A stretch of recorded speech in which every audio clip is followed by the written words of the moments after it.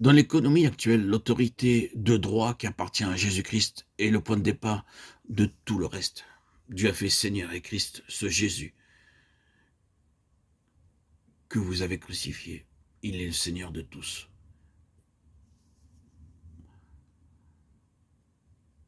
Tout ce qui doit s'édifier dans la dispensation présente a son fondement là. Ce n'est pas en qualité de sauveur seulement que Christ a droit à nos hommages. Avant, le sauveur est plus haut que le sauveur et comprenons aussi le sauveur, il y a le Seigneur. Le titre de sauveur, nous allons le voir, ne représente qu'une partie de ce que représente le titre de Seigneur. Quelle déclaration magnifique! Il est Seigneur de tous. Pour employer les termes mêmes que Pierre emploie au chapitre 2, élevé par la droite de Dieu, il a reçu du Père le Saint-Esprit qui avait été promis. Élevé par la droite de Dieu. Dieu a fait Seigneur et Christ Jésus que vous avez crucifié. Il est le Seigneur de tous. Verset 36, chapitre 10 des Actes. Rassemblons maintenant autour de cette grande vérité quelques réflexions aussi rapides et brèves que possible. Souvenons-nous d'abord que cette déclaration représente en tout premier lieu de la part de Dieu un acte prémédité. La pensée de Dieu de toute éternité était d'élever son Fils Jésus-Christ à la dignité souveraine et de mettre entre ses mains les rênes de l'univers. C'est cette place-là qu'il occupe maintenant. Et tout ce qui se passe dans le monde, quelles que soient les apparences, est en corrélation étroite avec cette autorité qui appartient au Seigneur Jésus de plein droit.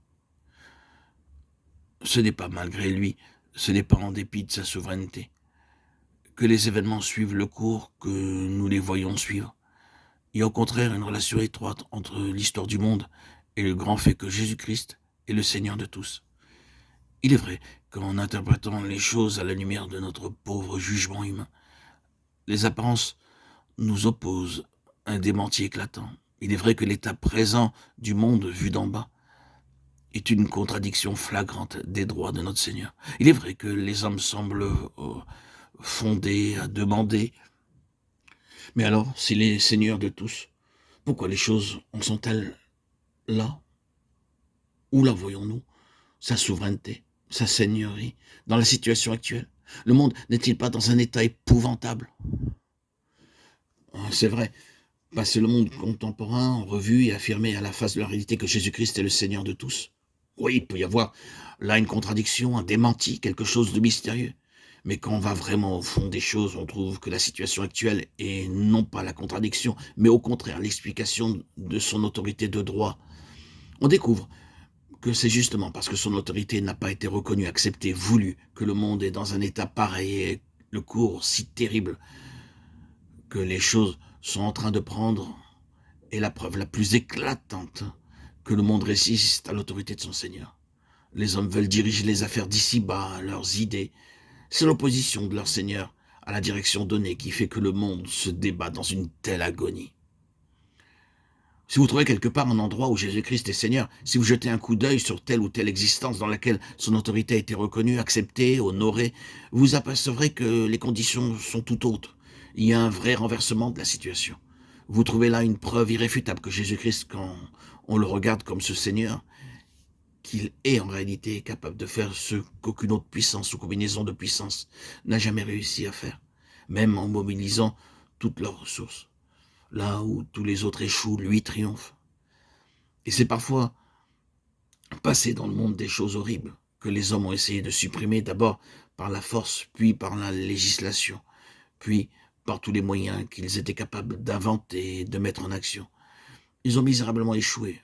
Force leur a été de se retirer, de contempler impuissants les résultats de leur échec. Ils ont dû reconnaître qu'une telle situation les dépassait complètement, qu'ils n'avaient pas, eux, la puissance qu'il fallait pour mettre fin à de telles horreurs. S'ils ont réussi jusqu'à un certain point, et grâce à un impressionnant déploiement de force à tenir l'ennemi en respect, ils n'ont pu ni s'en débarrasser, ni lui faire rendre gorge. Il est toujours là, prêt à recommencer à chaque instant. Il manifeste sa présence par un nouveau sursaut de vie. Il a envoyé la parole aux fils d'Israël en leur annonçant la paix par Jésus-Christ, qui est, lui, le Seigneur de tous.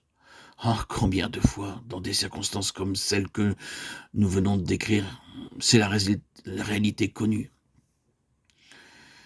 de ce verset qui a résolu le problème, qui a eu raison de la situation, non pas pour la dominer ou la contenir, mais pour la supprimer et mettre fin à un affreux état de choses. Ah, ceux qui avaient résisté à la force armée a dû rendre les armes devant Jésus-Christ, Seigneur de tous. La prédication de son évangile de paix a tranché la question et déterminé un renversement complet de la situation.